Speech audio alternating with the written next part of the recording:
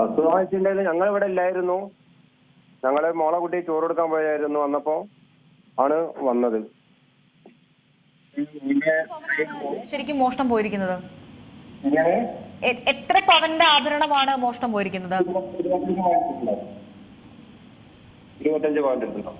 മറ്റെന്തെങ്കിലുമൊക്കെ മോഷണം പോയിട്ടുണ്ടോ? പണമോ മറ്റു കാര്യങ്ങളോ? പണം പോയിട്ടുണ്ട്. സ്വർണം മാത്രം ലക്ഷ്യം വെച്ച് വന്നിരിക്കുന്ന ഒരു വ്യക്തിയായിരുന്നു അല്ലേ? പൈസ എടുത്തിട്ടുണ്ട്. ഓക്കെ, എത്ര രൂപയോളം നഷ്ടപ്പെട്ടിട്ടുണ്ട്?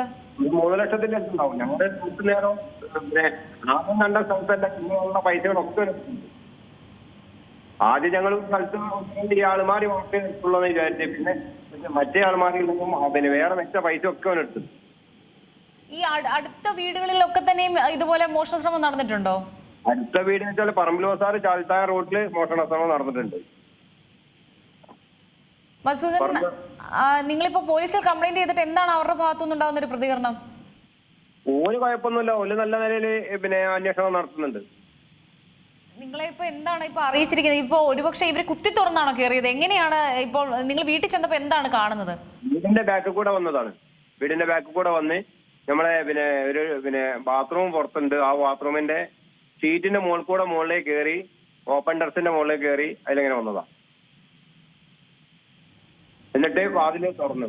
ഓപ്പൺ ടെറസിന്റെ മുകളിലുള്ള പുറത്തേക്കുള്ള വാതില് തുറന്നു. അങ്ങനെയാ ചെയ്തത്.